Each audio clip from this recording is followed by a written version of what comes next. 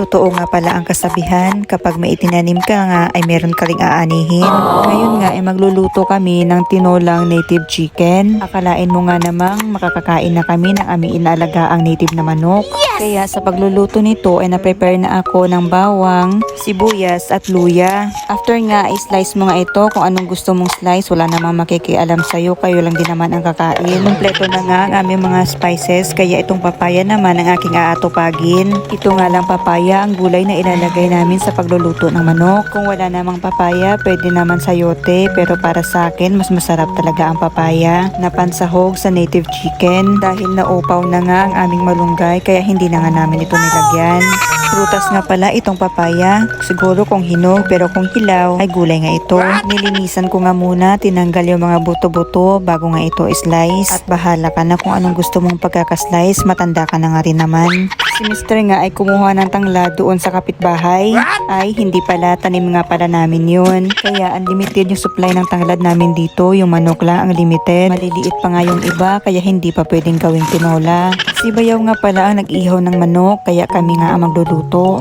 Na-prepare na nga lahat, kaya ano pang hinihintay natin? Tara na't magluto. Pag bumibili nga pala kami ng oil sa mga tindahan, ay hindi na nga nila ito nilalagay sa supot.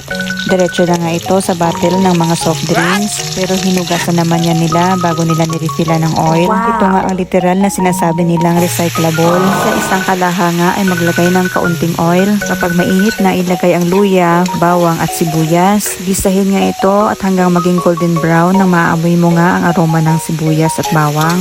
Tsaka nga ilagay ang manok. Huwag mo munang lagyan ng tubig. Takpan ito at hayaang maluto ng kaunti. Lagyan rin ng asin at pampalasa para naman hindi matabang yung manok.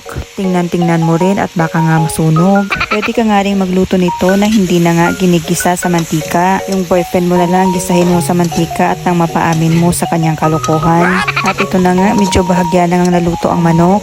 Pwede naman na hintayin na medyo mag-golden brown yung manok bago nyo lagyan ng sabaw. Tansya-tansya na lang ang paglalagay ng tubig, pero wag naman yung isang drum. Malulunod ang manok nun. Isinabay ko na nga rin paglagay ang papaya para nga habang nagluluto ay sabay nga silang lalambot at sabay na rin maluluto. Tinakpan ko na nga rin ito at hayaang kumulo at maluto ang papaya at ang manok. Habang naghihintay nga kami dyan na maluto ay nagchismisan muna kami ni Mister. Kaya pa'y naluto na nga, mabilis nga lang ito lumambot kasi nga hindi pa nga ito nireregla na manok. Ang sarap nga ng sabaw nito, manamis-namis.